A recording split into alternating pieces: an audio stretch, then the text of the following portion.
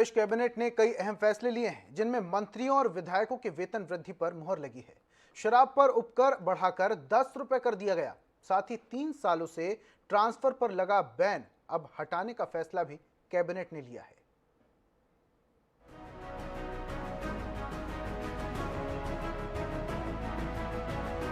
मुख्यमंत्री भूपेश बघेल की अध्यक्षता में गुरुवार को कैबिनेट की बैठक हुई।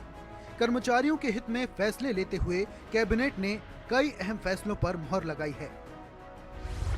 भूपेश कैबिनेट के फैसले: राज्य की नई मछुआ नीति को मंजूरी, ट्रांसफर पर लगा प्रतिबंध हटाया जाएगा। नई ट्रांसफर नीति के लिए मंत्रिमंडलीय उप समिति बनाई जाएगी। उप समिति विभागों में ट्रांसफर को लेकर सुझाव मुख्यमंत्री को देगी। शराब पर सेस 5 रुपए से बढ़ाकर 10 रुपए किया गया। सेस बढ़ाने से सरकार को करीब 400 करोड़ की आय होगी। अतिरिक्त आय गौठानों और अन्य विकास कार्यों में खर्च की जाएगी।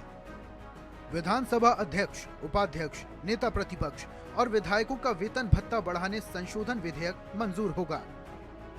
आगामी मानसून सत्र में पेश होने वाले अनुपूरक बजट को मंजूरी दी गई है।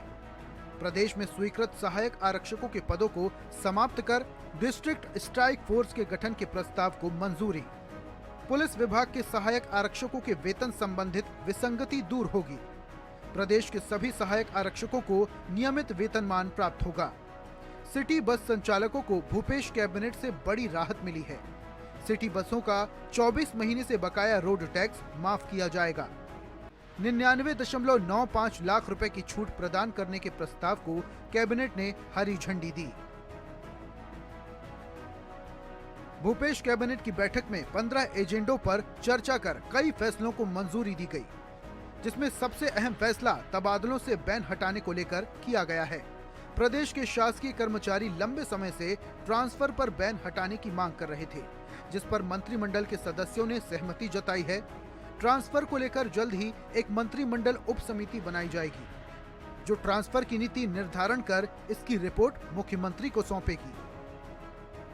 जो मछली नीति है प्रचलित, उसमें संशोधन के प्रारूप का अनुमोदन हुआ है और जो स्वीकृत आरक्षक के पद थे, सहायक आरक्षक के पद को उनको समाप्त करते हुए डिस्ट्रिक्ट स्ट्राइक फोर्स के सृजन की स्वीकृति हुई है।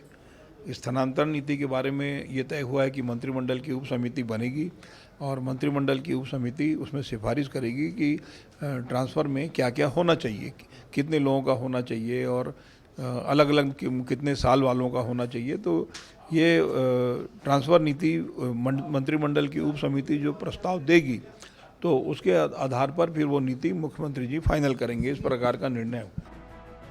प्रदेश के कर्मचारी ट्रांसफर पर बैन हटाने से खुश हैं, लेकिन कैबिनेट की बैठक में महंगाई भत्ता बढ़ाने को लेकर कोई चर्चा नहीं होने से कर्मचारी वर्ग में मायूसी भी है।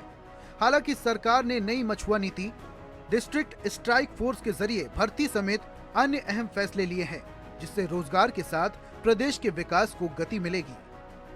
INS 24/7 के लिए रायपुर से स्वप्निल गौरखेड़े की रिपोर्ट।